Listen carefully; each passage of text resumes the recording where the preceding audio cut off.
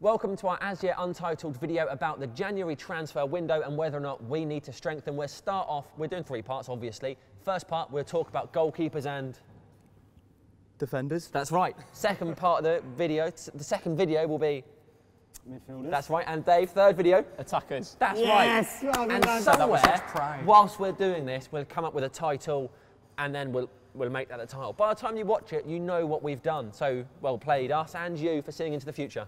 Right, is it fair to say the defence area is where we need most investment, most improvement, most new blood? If we do what the fans want, and me in particular, and I think all of us would agree, that we change to a back four, then I think we definitely need full-backs. Because if you think about it at the minute, I'd say you've only got Raphael and Luke Shaw that are natural out-and-out full-backs and not wing-backs. So I think we need something to go along with them and maybe to pressure their first-team place a little bit. But if we are going to persist with this wing-back position, then I think we need players who can attack and defend a little bit more. I mean, we saw Luke Shaw yesterday in the game. He was a bit suspect going forward. I thought he couldn't go around a man. And then Ashley Young, obviously, you know he's going to be suspect defending because he's not a defender. That's right. And so full-backs. It's a good excuse to not be a defender. Dave, in a minute, we'll ask you, maybe you've got some stats about formations and how that's affecting our defence. Adam, where do you stand on the defence? Do we need investment there, or are the players okay? I think we do need investment there. It's disappointing to see. Obviously, we had high hopes for Jones, Evans, Smalling. As the season's gone so far, injuries, form, whatever it is, confidence, it just hasn't been there with these players, and unfortunately they've failed to step up. Now Vidic and Rio have gone, because that's when we needed them. When we had Rio and Vidic, we could take, okay, they might be injured here and there, or they might not be consistent in their performances. Sometimes they might play right back, whatever. But now they've gone, we need them to step up, and I feel they haven't taken that responsibility, because you've seen McNair and Blackett playing better than them. Two centre-backs that last season no one would have expected to be sniffing around the first team. So I'm disappointed in those players. I think we do need to strengthen at least one centre-back, get them on their toes. At full-back, it depends. Does he see us as going forward with wing-backs and three centre-halves? If not, then Raphael and Shaw are good enough for first choice, but I do think we need like a John O'Shea, someone that can play both, be on the bench and, you know, okay. help out a little bit. So that's some opinion just from two humans. Gaz and Adam, both on Twitter if you want to send them some abuse. Dave will now actually give us some facts. So I think defensively we've been all right, we've looked all right, we've conceded the fourth least amount of goals in the Premier League, obviously behind Southampton, Chelsea and City. 6 clean sheets, so it's going all right. But then if you look at, you drill down to like what I think we're missing is composure and leadership at the back. One big stat that sort of shows about that is the amount of defensive errors that United have made. They've made 19 defensive errors. Only Everton and Liverpool have made more. But then you're looking at one person that's bailing out the whole defence as David De Gea. So from those 19 chances that we've given to the opposition, only one's resulted in a goal. So if David De Gea wasn't there and we had a keeper that was of less ability in the 1v1 situation, let's say, basically any other keeper, United could be down the league in terms of goals conceded. And it's one of those things that we've really got to improve. And I do think going to that back four is going to be a step that needs to happen. I was going to say, do you not think like a lot of them defensive mistakes are because the players that we're playing at centre half are players who have never played in a back three in their life? I think that Tadic goal was a prime example of 3 players getting in each other's way when there's just going to be 2 there. Someone's going to see it out, someone's going to deal with it, pops off to Tadic and it goes straight in. It's one of those things where sorry Adam, but like people might give me a lot of abuse for this, but I said it a couple of years ago. And I still believe it now. I think that if we were to play a back four and Jones and Smalling by some miracle didn't get injured, I think if they got a run of games together, I think they'd be a good partnership. Jones and Smalling. Honestly, when they're both of them when they're on form. If we're talking about Jones and Evans, Jones and Smalling? Jones and Smalling. Jones and Smalling.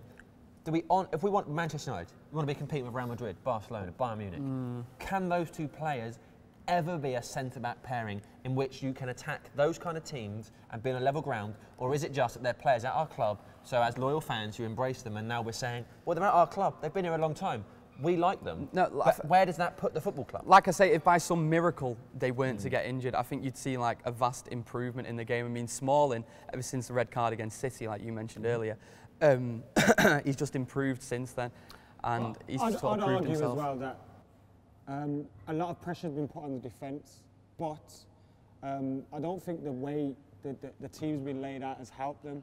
I think we played some of the most long balls in the league this season. Premier League. So that has been because, from watching in the stands, you would have seen it as well, when Johnny Evans or Chris Smalling or Phil Jones, whoever it is, in this back three get the ball, their wing-backs have already gone, so they've lost them 2 options. And then there's no midfielders dropping deep for them. The only one that we have that usually does that is Herrera. He's not, for whatever reasons, been playing week in, week out, which he should be in my opinion. But I think that hasn't helped as well, because when they're looking up for an option, they're taking 1 touch, looking for someone 2 touch, 3 touch, 4 touch, and then they're having to just hook it out, and we're losing possession because of that, more long balls. I don't think that's been helping our strikers, our defenders. They've obviously been losing confidence because of it, and it's just come to this now. So I think we need to just shake it up a little bit. I think another stat that helps out there is Man United have completed the 2nd most passes in the Premier League. So 9,522 passes. Of these passes, only 1,624 passes have been in the final third. Wow. So what we're seeing is we're retaining the ball at the back between that back 3, and then we're going long, and it's ridiculous. Yeah, it's pointless, isn't it? If you look at the comparison between passes in the final third to total passes, Man United are ranked like around Aston Villa, and teams like that have, poor standard. Luke Shaw, you mentioned Luke Shaw's performance. He's not a wing back. He never has been.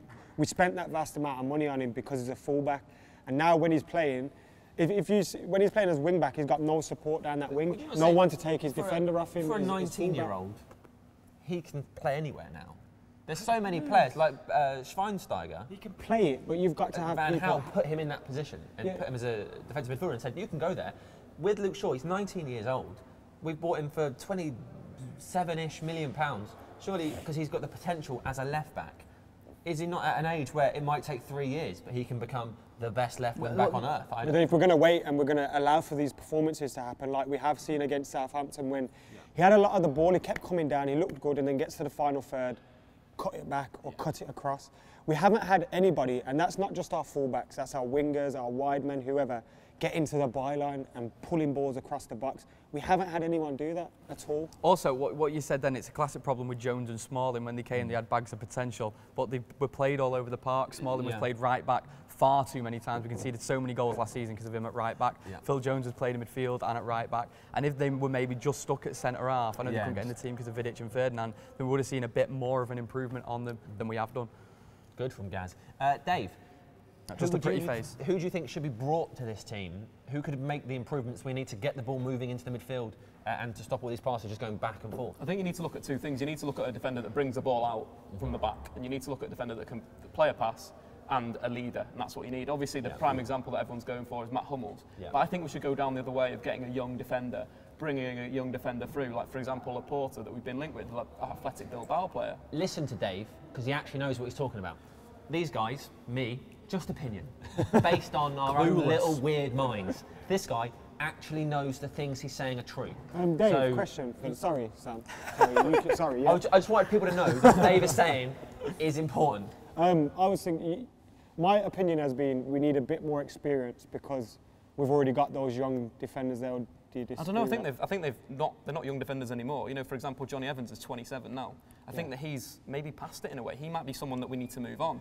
He's from the defensive errors that I mentioned before. Talking Jones, Smalling, Black. Okay, so we're looking at those. Yeah, potentially then, yeah. But I think that a player of Laporta's quality, looking at players under 21 in La Liga, he's won the most tackles, won the most aerial duels. He's got talent, and we've got to take that talent and we've got to turn these players like Cristiano Ronaldo, Wayne Rooney, young players, turn them into superstars. Let's not buy the superstars because we've already seen that potentially doesn't work with the likes of Falcao, spending a lot of cash. Let's go for the youth. Okay. Go on, Gaz. I was just going to say there's one name that springs to mind that fits everything what you've just said, and that is Varane from Real Madrid. Would you bring in a young foreign centre back to play at the xenophobe in a new league? In a new league, we saw how Vidic coped when he came in January. Coming in, taking our jobs. We saw Everett. They took our jobs. So like, is it dangerous? Because we've already got a shaky defence in Jones, Smalling, and so on. Should we be throwing in a Varane or Laporte or whatever, and then they lose their confidence because they're in a new league, they're getting hammered every week, and they've got Jones and Smalling. They can make mistakes as much as they want because Big Dave's letting nothing through. So, but what a place to mess up. Is he going to be playing for United next week? Gaz, get out. That's the thing. Yeah, we're having a nice time. We don't want this. I'm sorry. We don't want you bringing this. You're talking about Spanish. Someone had to bring it up. Someone had to bring it up. I'm just going to praise him. Admittedly, we're in the goalkeeper defensive section. We can talk about Big Dave. Okay. Go on. Most important signing in January, if we can get him to sign a contract, without doubt. I'd have David De Gea signing a contract over Mats Hummels. Definitely. Even though players signing contracts mean nothing, Ronaldo, Suarez are players who signed contracts right before they left. I still think he'll leave. I still think Dave will leave, but I think if we can get an extra 2-3 years out of him, then happy days, because he's, for me, the best goalkeeper in the league. Definitely up there with the best. So we need to make sure we keep him. I was speaking to House and was worried because Valdez has come in. Is Valdez going to be happy on the bench? But I look at it like this. When Valdez needed to train and so on, LVG gave him a chance. He brought him in. No other club wants him. Clubs do want him, but no one wants to give him the chance to train. We've got him in an 18-month contract. We can sell him in 6 months if we want. Okay. There is an inevitability, isn't there, with David De Gea? I don't know whether anyone else feels this, that he is going to go eventually. There's no way he's going to retire at Manchester United. I feel that we're building this little Spanish core, and why are we not staying in Manchester? All the Spanish Yes, players. Dave! That's why we've done Makes you Dave. feel better. He does. It's made me feel Okay, better. right, finally. We're buying one defender in January. Who's it going to be? I'd probably go with Laporta. It's going to be Laporta. Tell us why. I reckon he's just there. He's talent. He's got it all. Potentially Marseille and Nkulo, another centre back that's bringing his weight. Passing again, take-ons, aerial duels. He's got really good stats, and it's someone that could really. He's a leader at Marseille now, and it's someone that could be a leader at Man United. I feel. I said yep. Didn't have a clue. Adam. Hummels over Varane. I know I said a young. I said pick young one. centre back. All right, if I had to pick one, Hummels, because of what I said, we need a bit more experience. But I do love Varane, and if he's available, get him. Guys, guess what I'm going to ask you? Go on. That. Right. Yeah, that's going to be my first question. Who's Laporte? But no, I think that it sounds typical because everyone seems to be saying the same name, but it has to be Hummels. I mean, with the situation with him at his current club and how poorly they're doing, it just seems like the perfect player for us to go and get. Both. They could be Dave, doing what poorly both? because of Hummels. Oh my God! That's it. Okay, right, that is the end of the first part of any suggestions for a name. It's January, we're talking transfers, Manchester United. Transfer Anything talk. yet? That's rubbish. It won't be transfer talk, I can promise you that. We're trying to work on a name. Part 2, click it, it's probably on the screen. Gonna burp. So I think open play, Juan Mata, in terms of his creativity, it isn't quite there. In terms of, you're looking at other players in world football you like, so Luka Modric, Toni Kroos.